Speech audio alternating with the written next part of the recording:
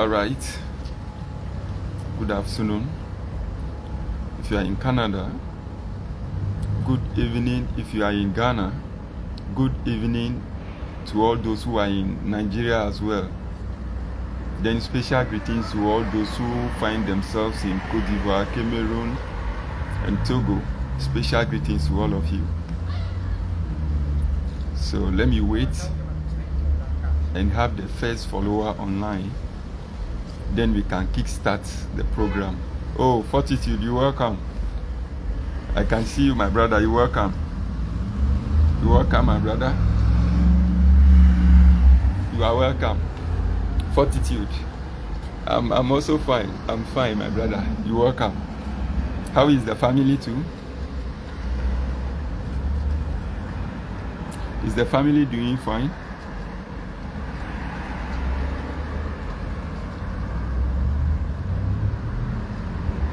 We thank God. We thank God. I'm very grateful. You are doing very fine. By God's grace, I'm also fine. It's just unfortunate that I was thinking I'll be home to be able to do today's program, but unfortunately, I've been caught up. So actually, I'm in town, as you can see. I'm in town right now, but you can see I'm in town. But I can't just disappoint everybody.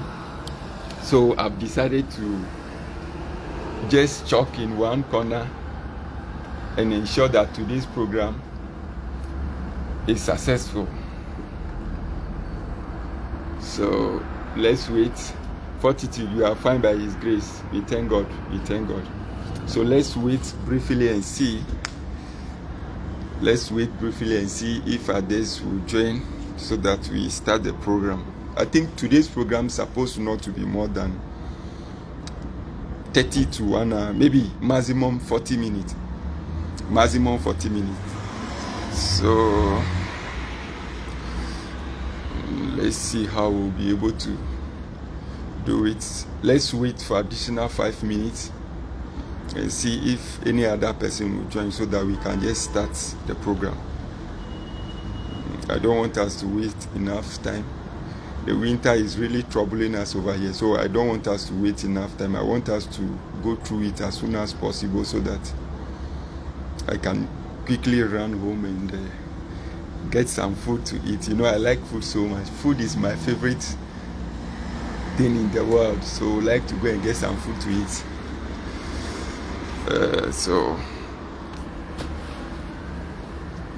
Okay.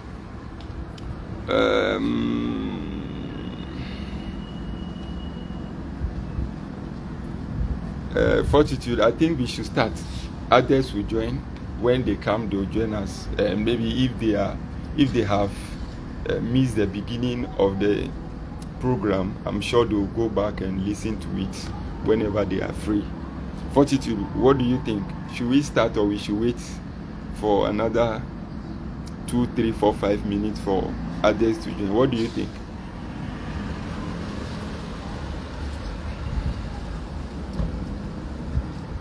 Oh, Confidence, I can see you. You're welcome. Confidence, you're welcome. How are you doing? Hey, Charlie, the pressure they over me. I've not been able to do the thing for you, but today, once I get home, I'm in town right now. So once I get home, I'll begin to do that for you. And Confidence, I'll do it for you. Sorry, and I'll do it for you. Be rest assured. But I believe you are doing very fine.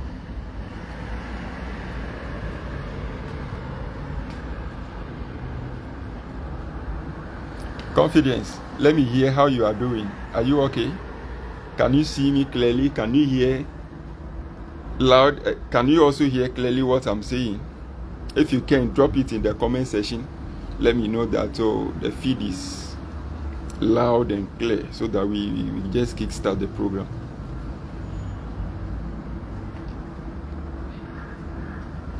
Okay, Confidence. Thank you. You are good. I'm also good, my brother. Oh, Rex, Frank, you're welcome. Frank, you're welcome. Frank, you're welcome.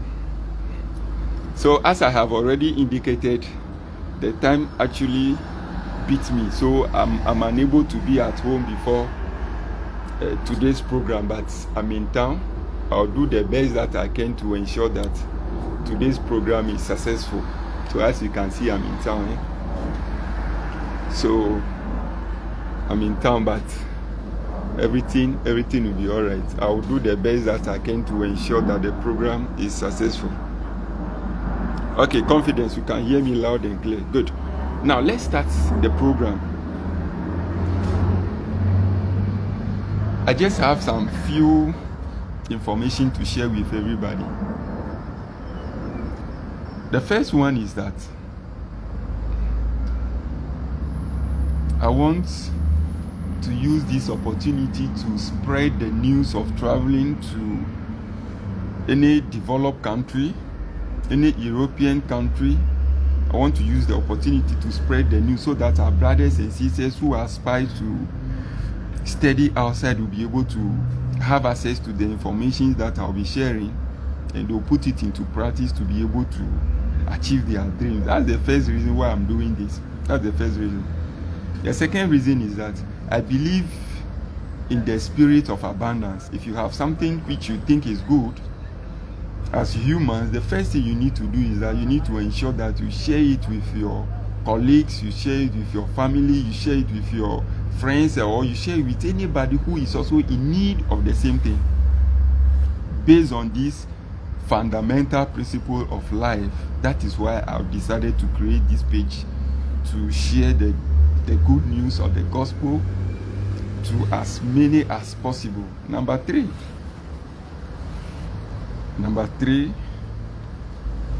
I've made a promise to God that if He's able to do it for me,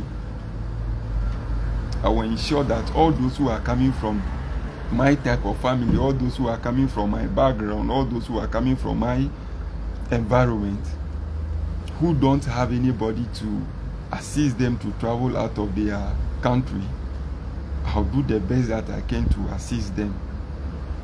It is based on these three thematic reasons that I have given that is motivating me to keep doing this. It is not for anything. I'm not doing this because of money. I'm not doing this when maybe to just prove to the whole world that I'm here. No, but I'm only doing it to help somebody. Yes, because people also help me to be here. I've had opportunity of listening to advice. I've had the opportunity to maybe even call some people to share their personal experiences with me as to how they've been able to do it. So it is based on some of these things that I'm doing this, not for anything. Now, based on the information that we are going to share with each other, or based on the information that I'll be sharing with you, I'm so optimistic that all those who put it into practice will be able to achieve their desired objectives. Will be able to travel to Canada, will be able to travel to US, will be able to travel to Germany, will travel to Australia, and will travel to even Belgium.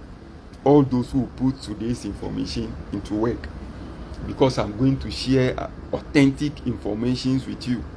The informations that I am going to share are the informations that people are paying huge sums of money to be able to have access to. People actually pay for some of these informations that I share with you, that I'm sharing it on free basis, with the intention that everybody will be able to have access to it.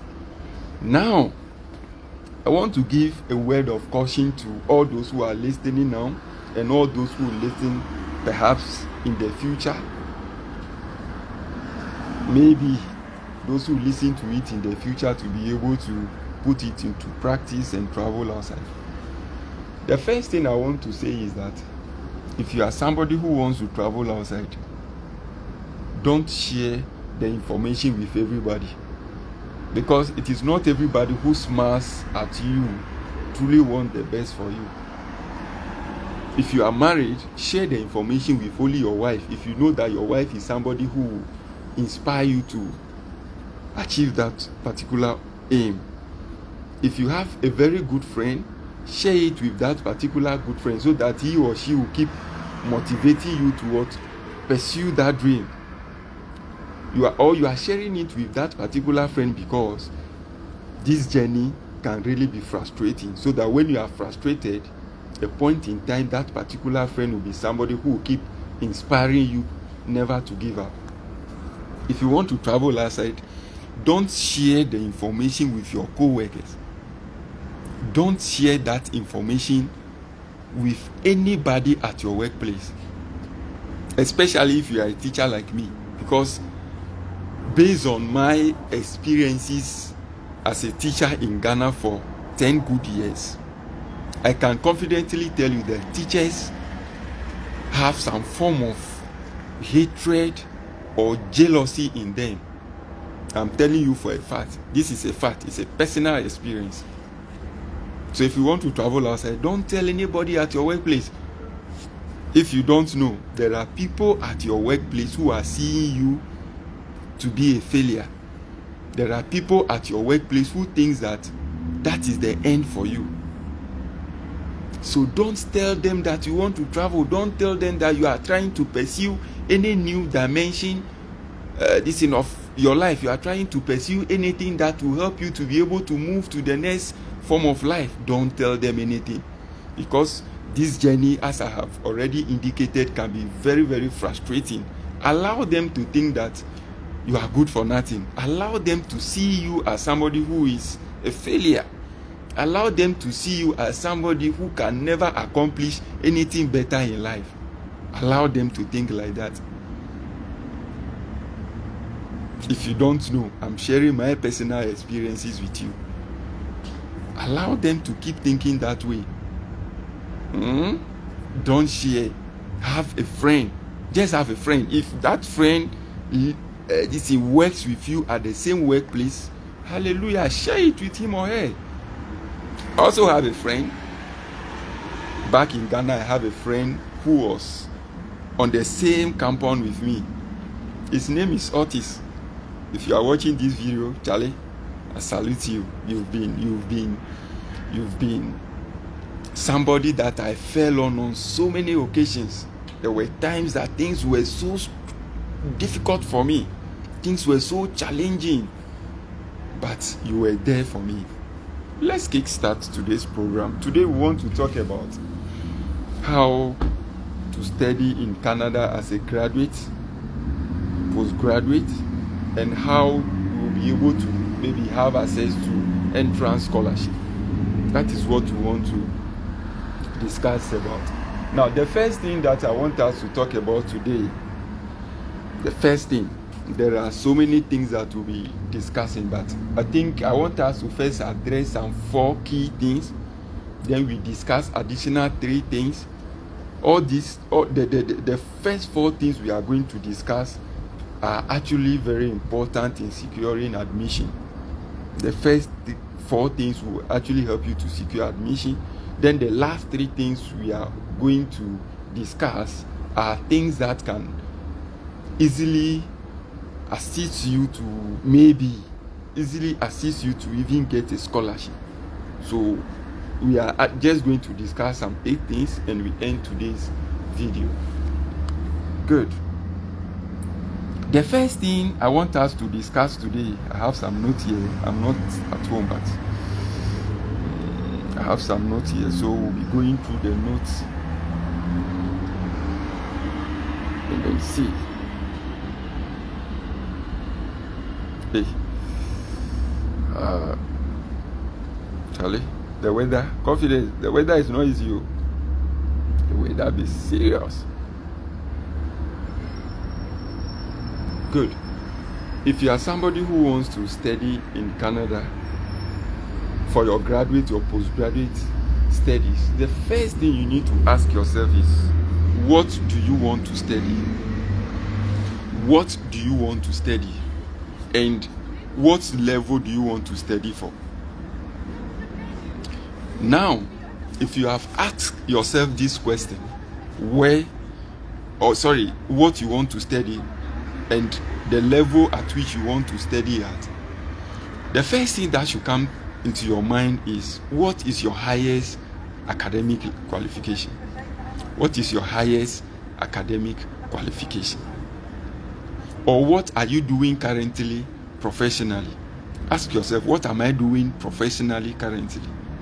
First, after asking yourself what is my highest level of qualification, you also need to ask yourself, or what am I doing professionally currently?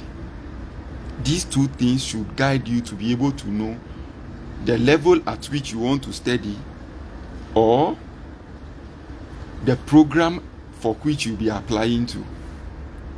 Now, under what do you want to study and what level you want to study for?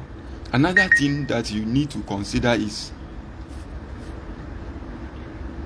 what do you want to pursue in the near future? What do you want to pursue in the near future? You understand? Or what do you want to do? Or what do you want to be in the near future? You need to ask yourself, because you must have a roadmap for yourself for the next 5 years, for the next 10 years, or until the kingdom come. What will you be doing? You understand? Good. If you've asked yourself what you'll be doing for the next 5 years, for the next 10 years, then you also need to ask yourself, where do you want to study? Where you want to study already, we've been able to set the roadmap that you'll be studying in Canada. But you need to ask yourself the particular university that you'll be studying at. If you've been able to identify the particular university you'll be studying at, then you need to ask yourself, what program do you want to study? Because whatever you want to be in the next 5 years, whatever you want to become in the next 6 years, or whatever you want to do in the next 4 years, must be related to the program you want to come and study here. So you need to ask yourself, what program you want to pursue here? Now, the program that you want to pursue, is it a program that aligns with your interests? Do you have the interest in that particular program you want to pursue? So you must ask yourself this question. Good. Now, after you have asked yourself this question, where you be studying at, what you be studying, the level at which you want to study at, what you want to do in the next 5 years, these things should be able to position you very well to move on to the next thing that you have to consider. Now, the next thing that you need to consider is, which particular university that will I be applying to? Because it is not all universities that offer all programs that everybody wants to pursue. So the program that you want to pursue must lead you to be able to apply to a particular school. You understand? Now, so once that you know what you are going to study, then the next thing is to keep searching on the particular university that offers that particular program. Now, this is not something that you should go searching somewhere. Just pick your phone and begin to do your Google search. Do a Google search on the particular university in Canada that offers that particular program. Just pick your phone and maybe type Masters in Economics, or just type which university in Canada offers Masters in Economics. You see lists of universities that offer that particular program, and sometimes Google will even give you, if the school qualifies you for postgraduate work permit, Google will be able to give you, if that particular university have any form of funding, Google will be able to give you the admission requirements and all those things. So just Google search. Now, as you Google search the names of the various universities, Google will do all those things for you. So as you are Googling, you also need to have at the back of your mind that, one, you must check if there are any funding in that particular school, if the school has any funding, if the school has any form of scholarship that it gives to its students. Also, as you are checking the name of the university that offers your program, you also need to consider checking the deadline of admission. You need to check that. So once you've been able to do that and you have finally decided on the particular university that you want to study on, then I think we need to move on to the next thing. The next thing you need to consider is, you need to ask yourself if you meet the admission requirement, or what are the admission requirements in that particular school. Because all schools do not have the same admission requirement. And all programs do also not have the same admission requirements. So you must check that as well to determine if you meet the admission requirement. Meeting the admission requirement will determine if you are eligible to be admitted for that particular program, or if the school will consider your application for admission. So you must check the admission requirement. One, there are 1,001 admission requirements, but I'll take you through some of them. Number one, you must check your grade point. Do you have the particular grade that is expected in that particular school? Most schools will expect that, or most schools will pay attention to the last 2 years of your academic studies during your undergraduate studies. So the last 2 years of your undergraduate studies is what they are going to pay much attention to, or that will be their focus of concentration during the reviewing process. Now, it means that the last 2 years of your program, you need to have a minimum of second class upper in all the semesters.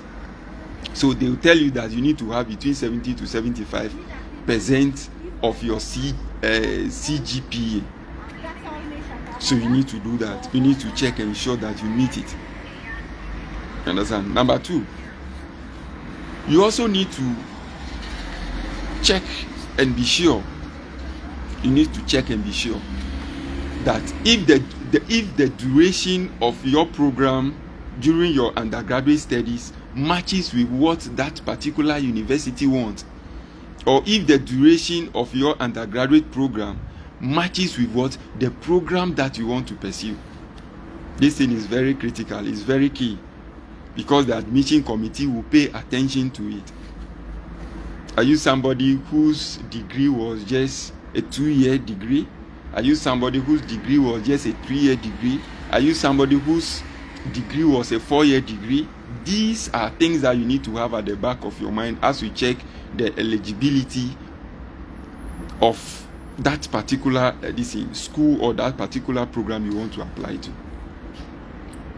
Now, after doing that, let me check and see.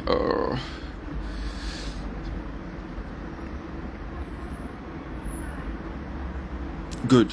So after checking the eligibility, then you finally need to ask yourself if you are qualified. Sit down and ask yourself if you are qualified. Yeah, PRO, greetings taken. So you must ask yourself if you are qualified. Put your transcript before you. After you have gone through the requirements of that particular university, the requirements of that particular program, put your transcript before you and ask yourself, Kofi Ama, confidence. Do you meet the requirements? Are you qualified? Are you eligible to be admitted? Ask yourself, hey, Mr. Kaka, I can see you. I hope you are doing fine. At this point, let me give a special shout out to Mr. Kaka. I think in 2021, Mr. Kaka is here. He was my boss. In 2021, when I was going through the processes of coming to Canada, I had applied for a particular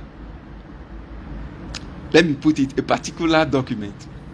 I've applied to a particular institution to do something for me. After the institution was done, they sent me a copy of the document.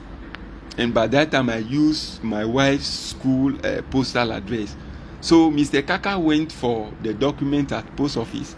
Instead of Mr. Kaka to call me and asking me to come and collect the document, he brought the document to my school. That day I was so happy. I was so happy. I didn't tell him. Today I want to tell you, Mr. Kaka, God bless you. Mr. Kaka, you are such a nice person. God bless you. God bless you. Good. So ask yourself if you are qualified. Once you are qualified, it means you need to proceed. You need to proceed to the next thing. So I have spoken about one, asking yourself what you want to study. That should be the first question. Ask yourself, what do I want to study? Number 2, what level do I want to study at? Number 3, what particular university offers the particular program I want to study? Number 4, you need to check the admission requirements of that particular program, or you need to check the admission requirement of that particular university. Then number 5, ask yourself if you meet the admission requirement, or you need to ask yourself if you are qualified.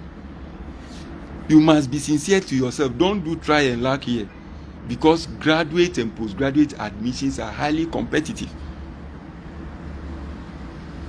I'm aware that we have about 193 countries in the world. So it means that potential applicants from all these 192 countries in the world will be applying to that particular university.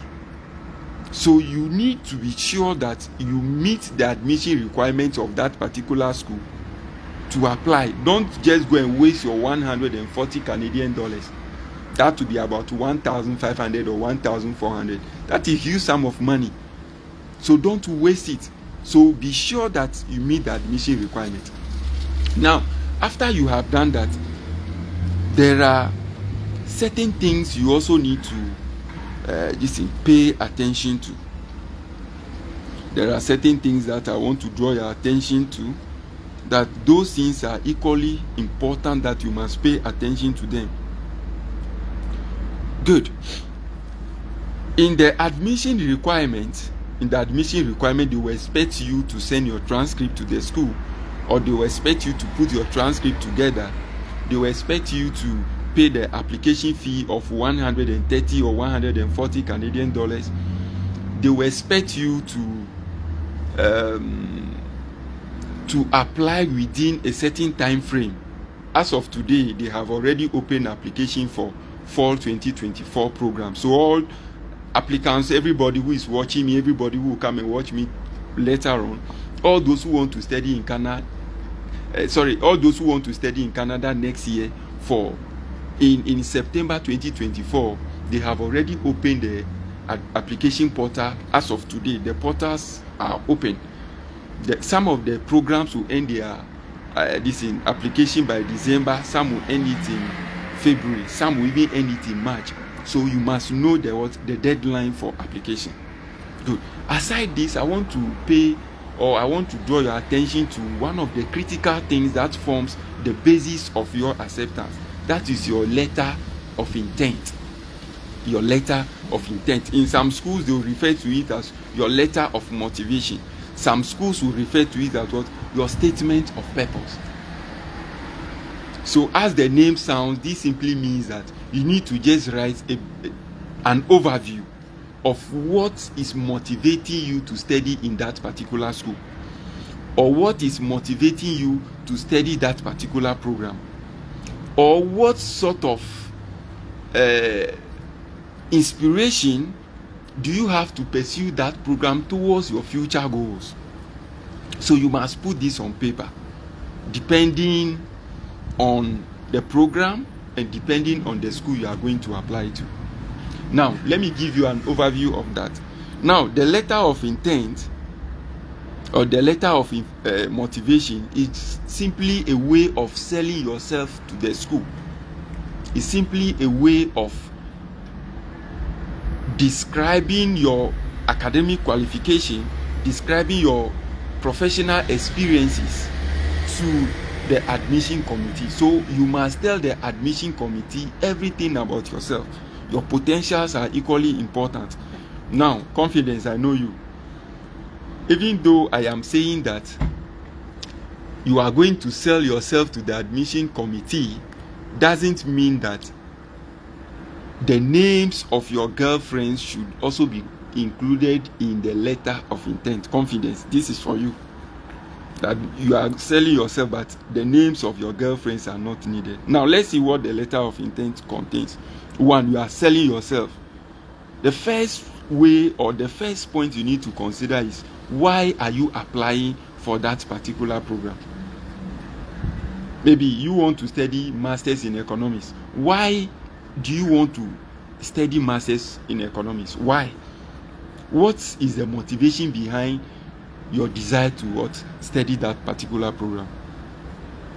Number 2, why have you chosen that particular university to pursue the program there? Why?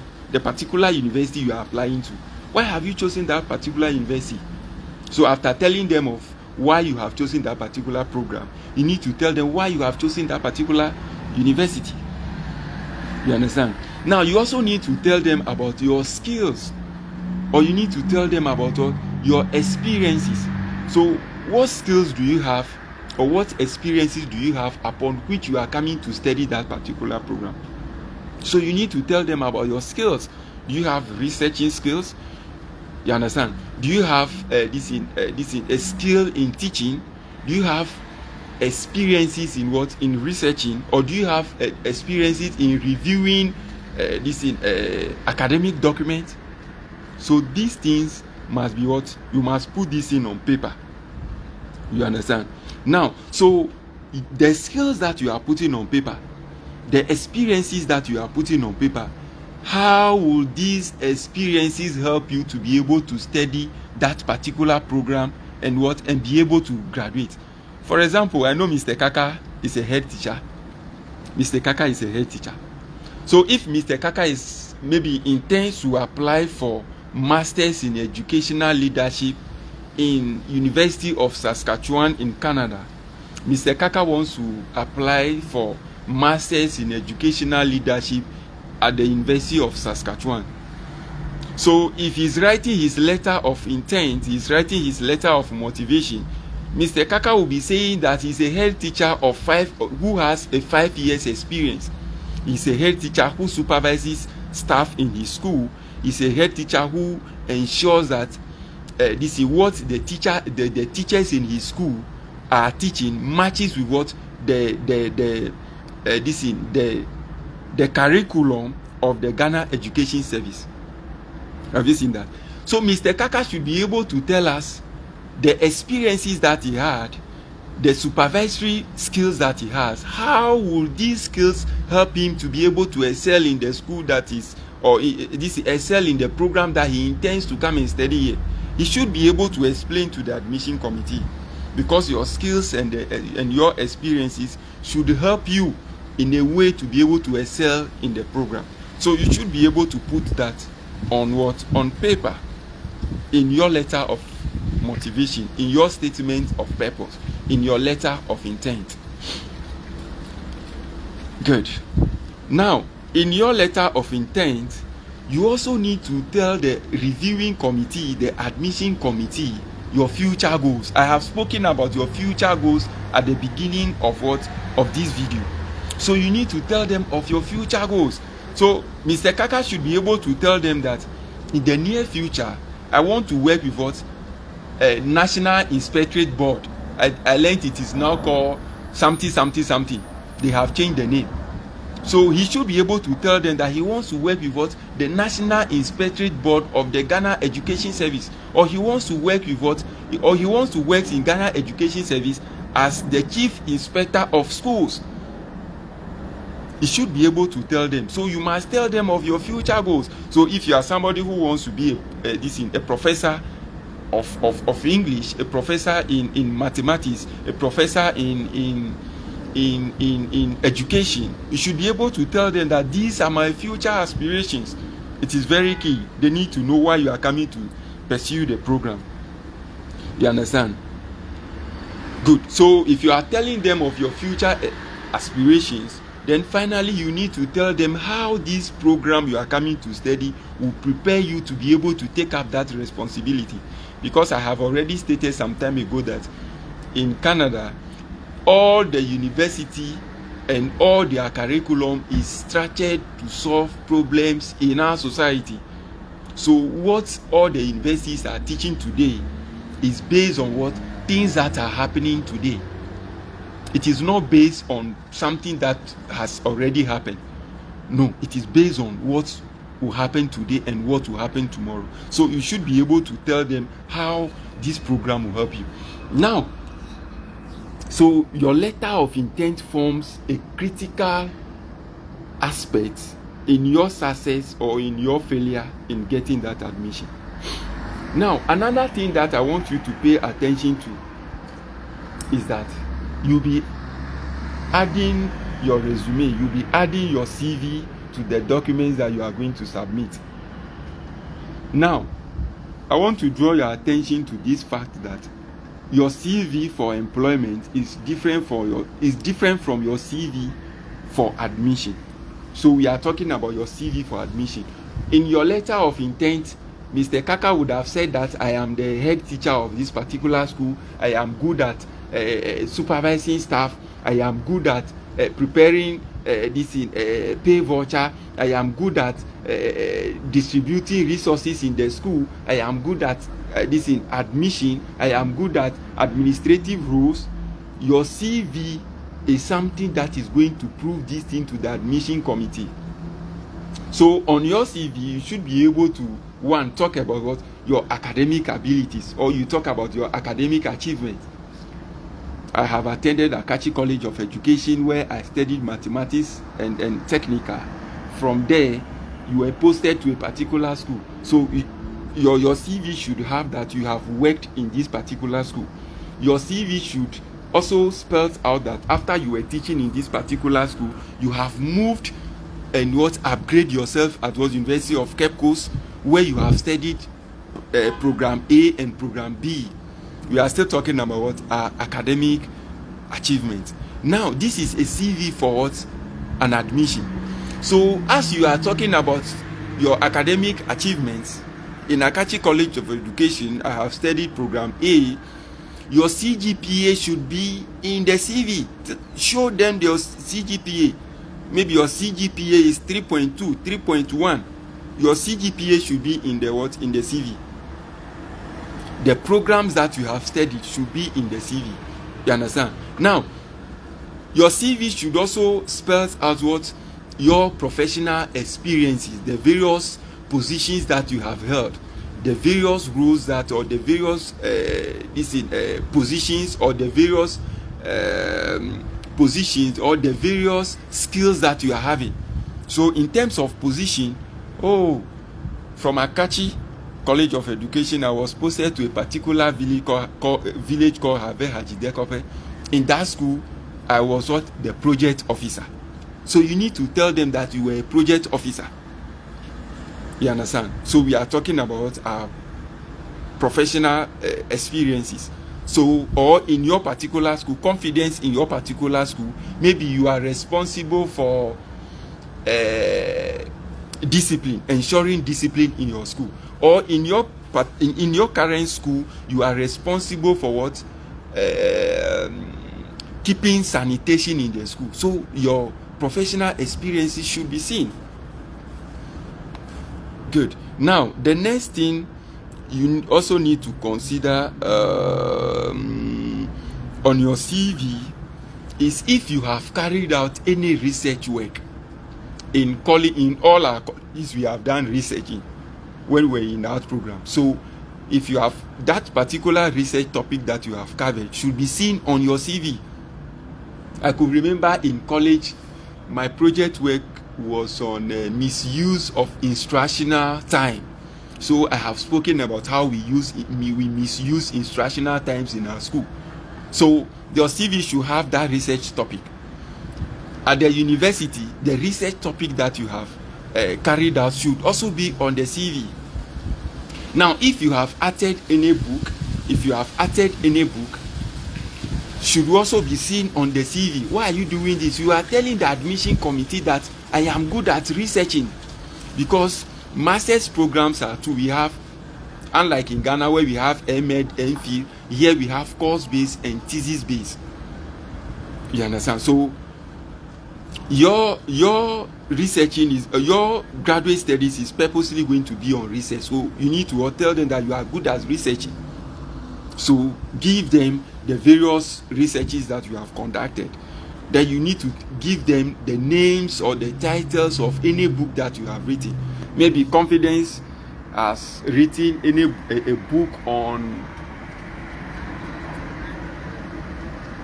pronunciation, or maybe pronunciation. The title of the book is Phonetic something in senior high schools. So you give them the title of the book. If you co-authored the book, you need to tell them that, you need to tell the admission committee that you are not the sole author of the book. Maybe 3 of you, 2 of you co-authored the book. You understand? It is very Very, very important. Now,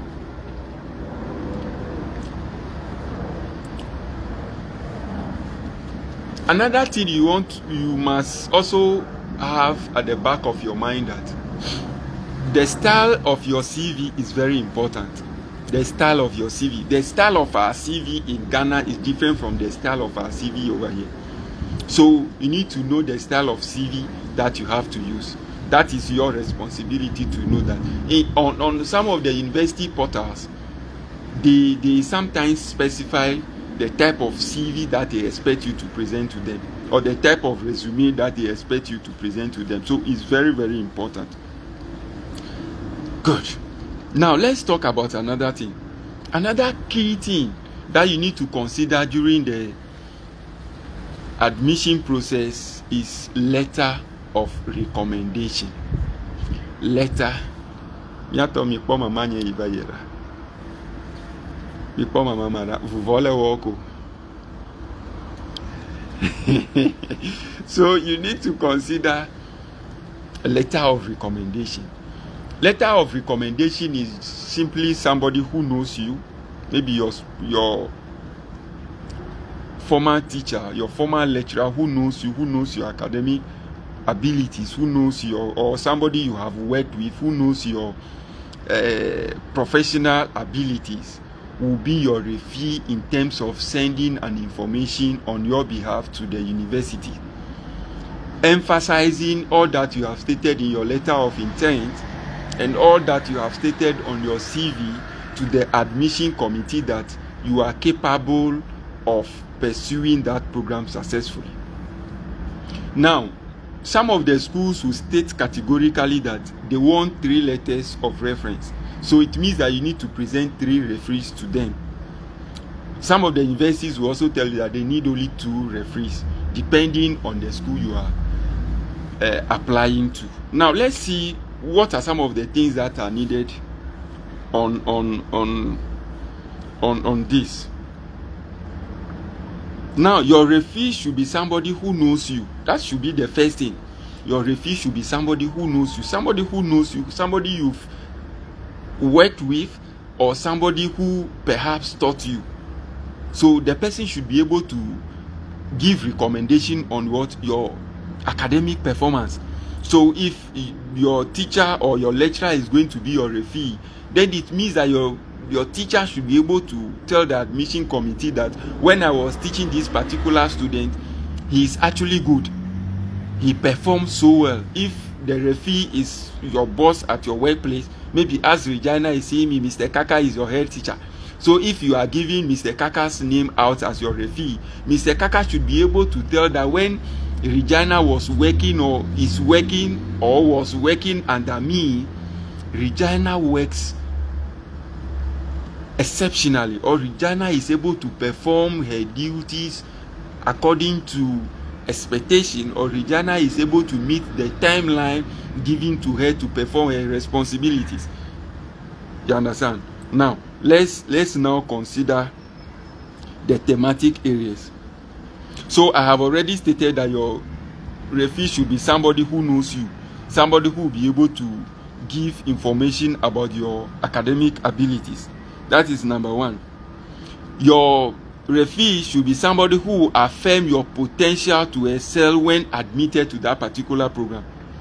So Mr. Kaka should be able to tell that Regina is somebody who is hardworking. So if they admit Regina to go and pursue that particular program, she will be able to excel. If Mr. Kaka is my teacher and he's going to give recommendation, Mr. Kaka should be able to tell my academic abilities. So Mr. Kaka should be able to tell the committee that when I was teaching this particular student, he performed so well in all the programs, in all the exams that I have conducted for that particular department where he pursued his program. This child has been performing exceptionally. He has distinction in all his papers. Mr. Kaka should be able to say that. Now, your referee, a minute.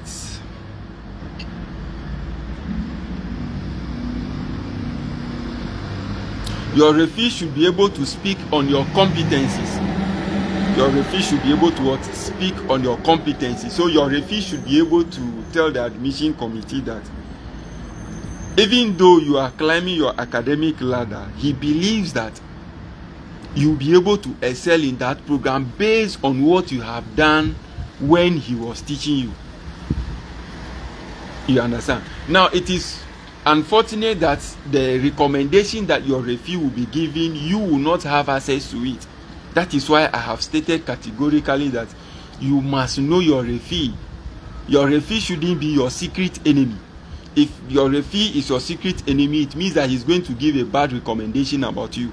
So you need to ensure that you know the person and have a good relationship with the person. And before you give your referee's information to the this admission committee, you need to have a discussion with your referee and tell him that, oh, this is what I want to do. Will you be able to do it for me? Good. I think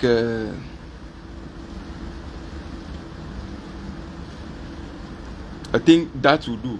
Now, if you have ever occupied any leadership position before, or if you occupy any leadership position which your referee is not aware, you need to what? Make it known to him. You can even give your CV to your referee, the person who is going to be your referee. You can give your CV to him or her for her to assess it and give the recommendation accordingly. Now,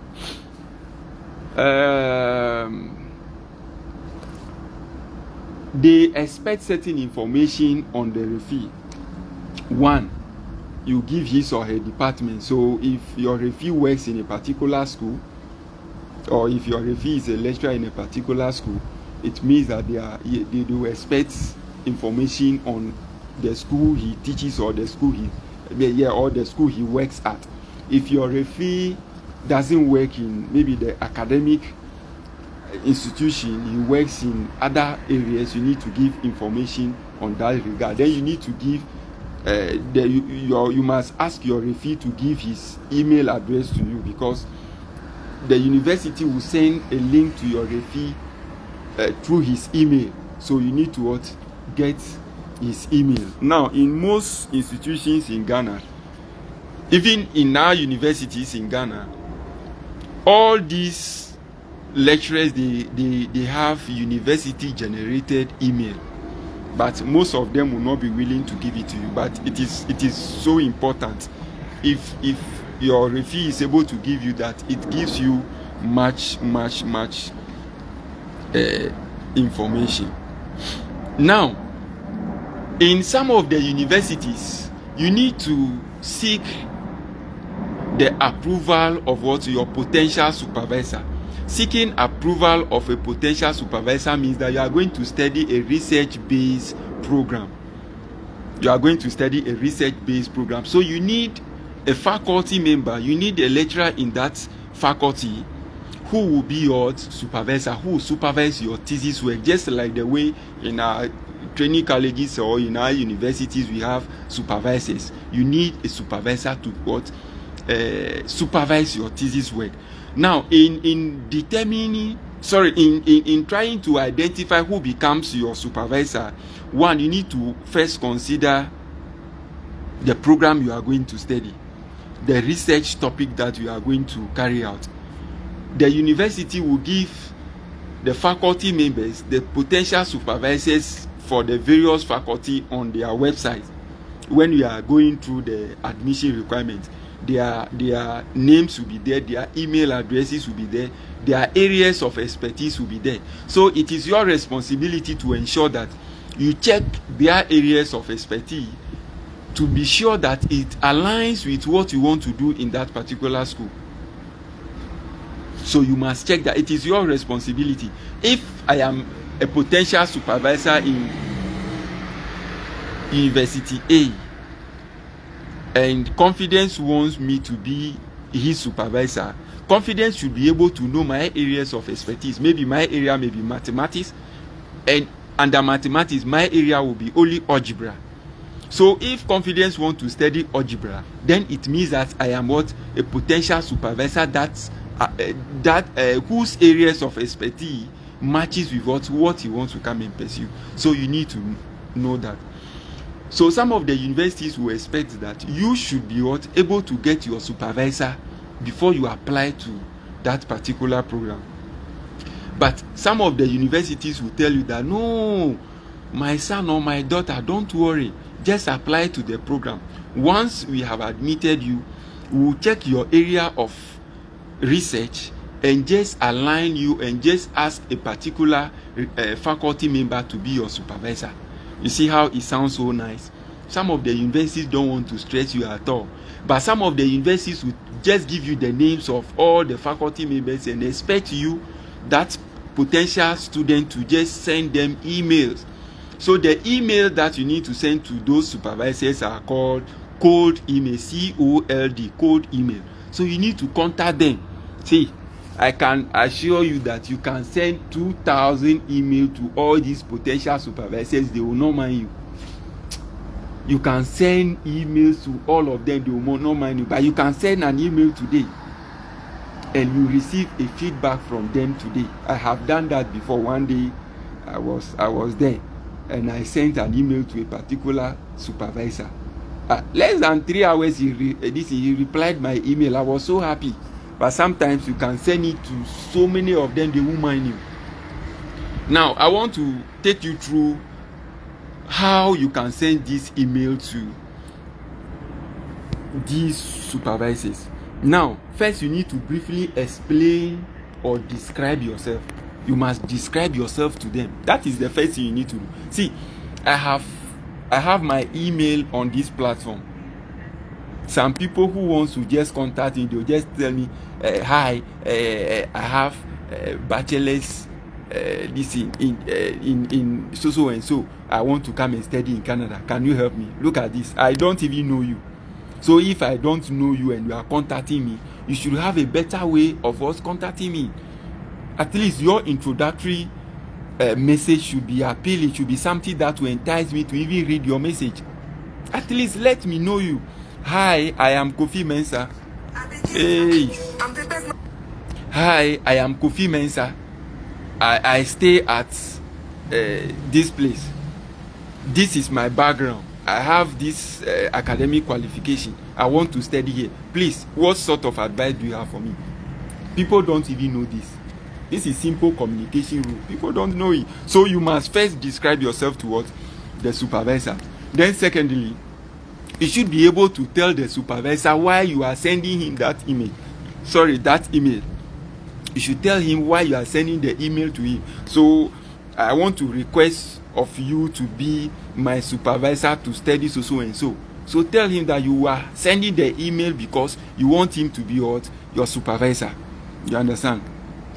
Now, I have already stated that the areas of expertise of these supervisors are stated on the school portal. So you should be able to tell that particular supervisor you are contacting what exactly attracted you to send him an email for him to be your supervisor. You should be able to tell him that, oh, this truly attracted me to you. So one of the nicest things you can do is that when they have stated their areas of expertise, see, you need to go the extra mile. You can just pick his name and go to Google, put his name there, and put his name and attach to it research works or research topics that this particular supervisor has carried out. See, plenty of them will come. I lied to one particular supervisor before. I even went to YouTube to check the research works that you have done. I checked so and so. Oh, you are so good. It's a lie. I didn't check anything. I just lied to him. So the particular supervisor will think that, oh, this student actually did a whole lot of researches about me. So he truly knows me. Oh, so you tell him that this truly attracted me to you. So I want to come and work under you so that you be able to what? Take me through the process and help me to discover my full potential.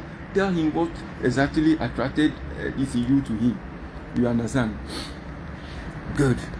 Now, if you are going to apply for your PhD programs will expect or will require of you to attach your research proposals. But if your program is a master's program, then it means that you need to attach your CV. Attach your CV to the email you'll be sending to the supervisor. Attach it to the email and send it to him or her. You understand? Good. Good. Let me check some.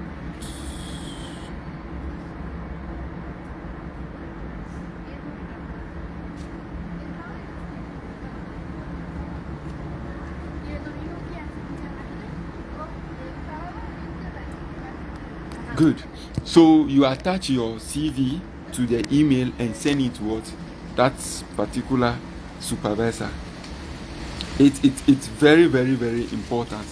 Now, let's move on and let's move on. Let me check this.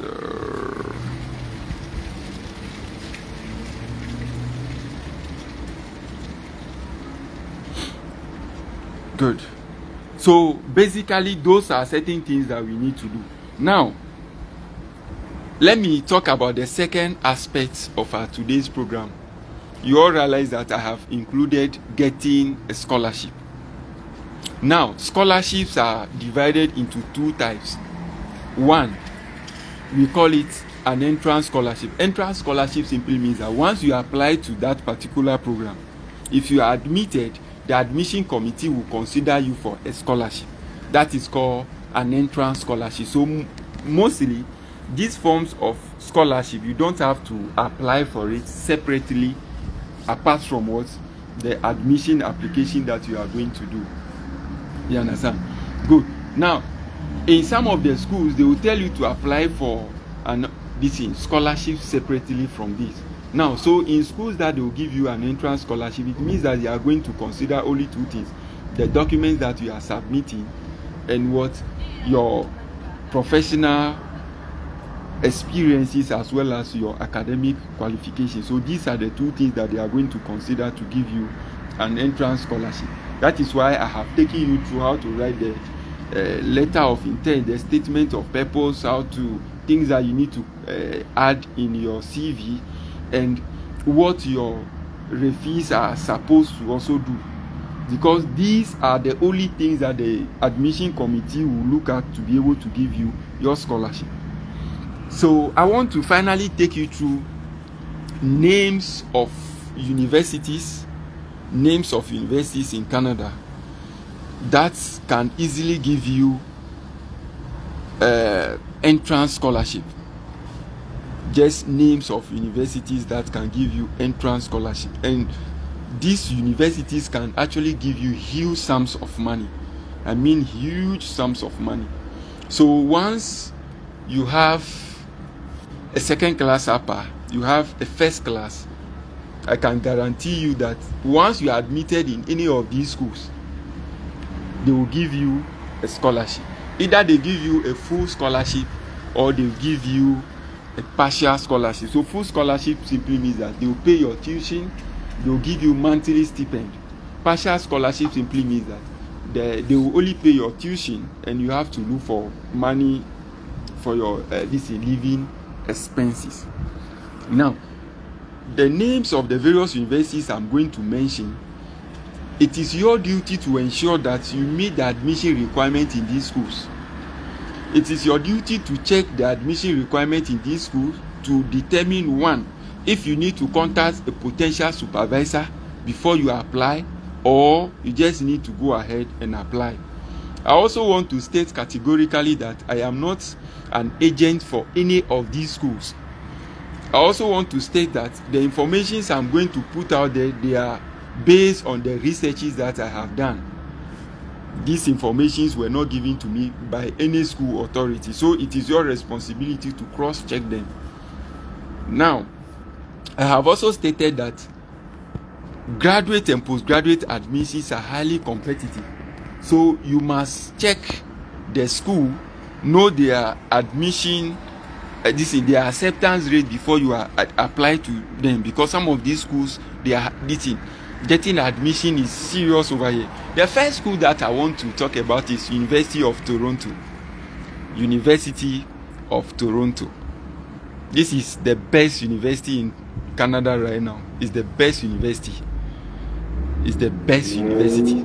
So once you are admitted there for a master's program, which is a thesis-based program, they will consider you for a scholarship. Based on the researches that I have done, this particular school have about $1.3 billion for scholarship for fall 2024. $1.3 billion for scholarships, based on the research that I have done. So it means that they have a lot of funding for all their students that they are going to admit. So once you are admitted in this school, I can give you a guarantee that they can even get 50,000 for scholarship, 80,000 depending on the program. So the various programs will state that indeed they have money for what funding. So once they are admitted, they'll give it to you. Now let's talk about the second school. The second school is University of British Columbia. University of British Columbia. Based on my research, they have $658 million worth of scholarships that they want to give to their students. $658 million worth of scholarship they want to give to students. Number 3, University of Montreal. Now, it's good to know that University of Montreal, their language of instruction is 2. They have French as well as English. University of Montreal. Based on my research, they have $567 million worth of money waiting for students who qualify for admission, and they'll give it to them. Let's talk about another university, McGill University. McGill University. Based on my research, they have $550 million waiting to be given to students to come and study. Have you seen how the place is good? I tell you, say the place is good. That is why you must make the effort to come. Let's talk about another university. We have University of Alberta. My research reveals to me that they have $530 million waiting for students to be admitted and give these monies to them. Now let's talk about University of Calgary. University of Calgary, they have $488 million waiting. You understand? Then University of Laval, they have $404 million waiting. Good. Already I have stated that these are based on my research. I haven't gotten this from any university. It's researches that I have done, and those are the points that I've given. Now another university is McMaster University. McMaster. They have $380 million. $380 million. Now we have University of Ottawa. University of Ottawa. They have $313 million for this scholarship. Now we have Western University. Western University. They have $239 million waiting for confidence. Now we have University of Waterloo. They have $222 million waiting. Now we have University of Manitoba. University of Manitoba. They have $212 million waiting. $212 million waiting for. Then we have Queen's University. They have $176 million waiting. Now we have University of Saskatchewan. Confidence, this is your school. This is where I'm taking you to. University of Saskatchewan. As for this school, you don't even need to seek for a potential supervisor before you apply. University of Saskatchewan. But the weather, as I speak to you now, the temperature over here, the temperature is 9 degrees Celsius as we speak. But Saskatchewan right now, it may be around -2. Saskatchewan. So they have $176 million worth of scholarship. Then Dalhousie, University of Dalhousie, they have $168 million. So these are just some universities that I have gotten information on them. I think they are about 10 or 11 or 12 So these universities have those sums of money waiting for international students to be admitted, or both international and domestic students to give it to them. You understand? So it is now left to you to do your researches to know the programs these schools offer.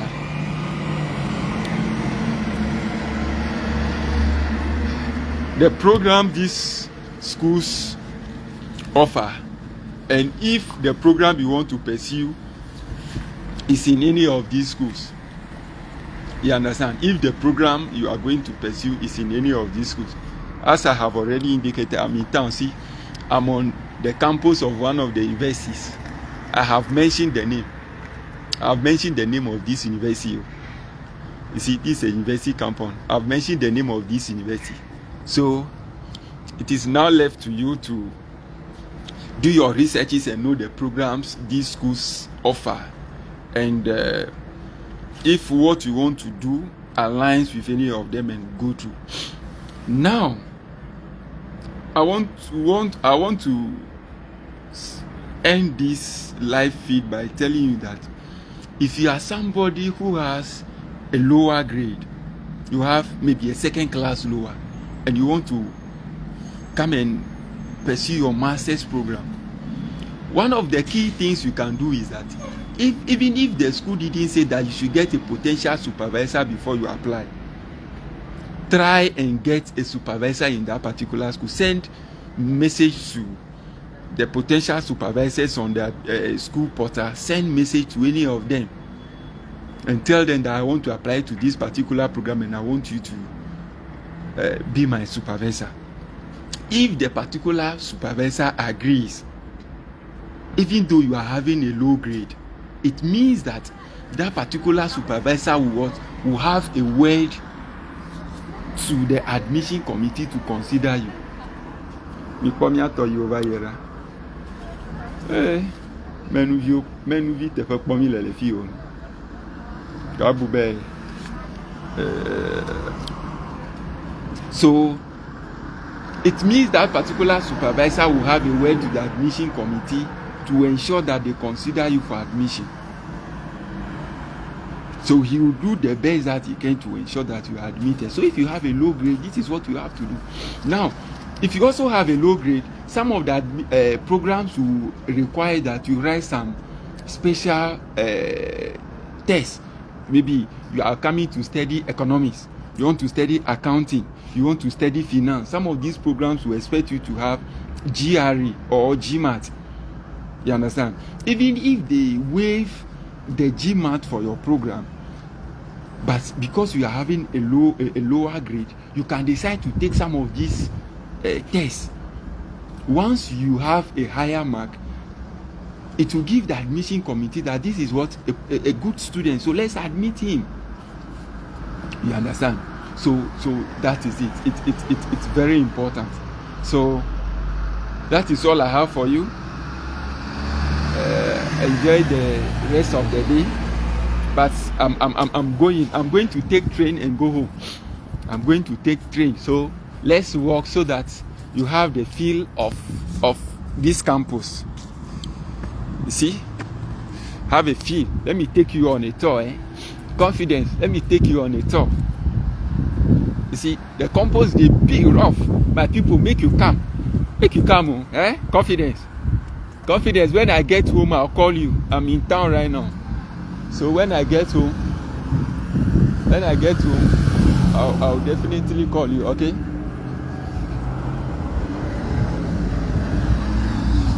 So have a feel.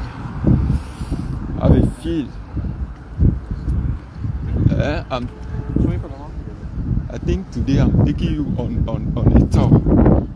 See the way the campus they be with confidence. But I look at how the white man program their things. You see, when you reach here, you must stop. Even if nobody is even crossing this zebra crossing, you must stop. Every car. Once you reach there, you need to stop. You see the car? You must stop.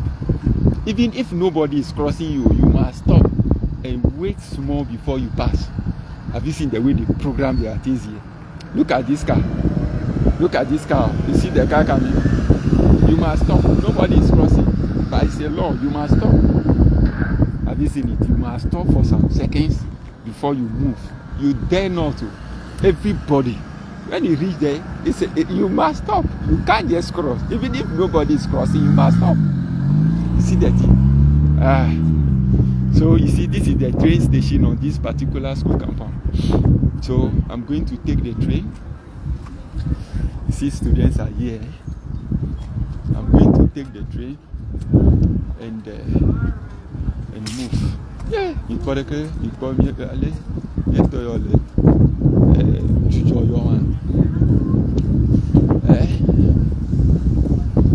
See?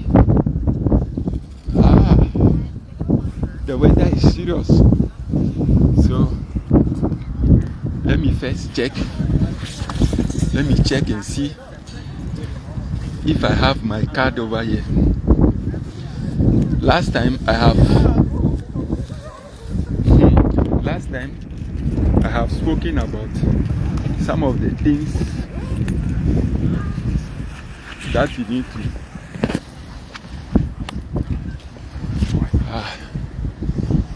you see,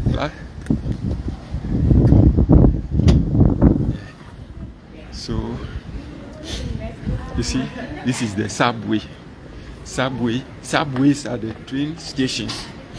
So when you get to a train station, it's called the subway. All the train stations are the subways. So I'm going to take the train and go home. See, so this is the train station. So last time I've spoken about some of the things that you need to do. So this is the card we have. Have you seen it? It's called the Presto card. So as nobody takes card money over here, everybody uses the card. So if money is finished on your card, you need to come and do it. Have you seen people have loading their monies on their card? Let me see. Let me take you through there.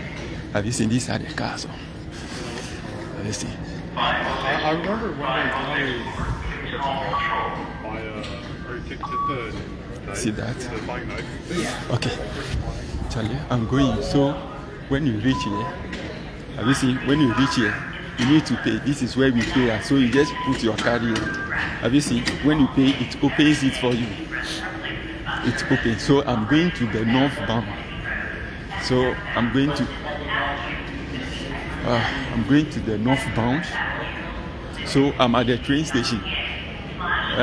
This is the train station for the train stations are the subways here. So I'm going to the train station. See, the video may cut anytime because the train stations are underground. So I'm actually moving to the down. So the live feed may cut any moment. So when it cuts, I wish you all the best. This is Masego for you. Unadulterated information. So you see, so the train station is here.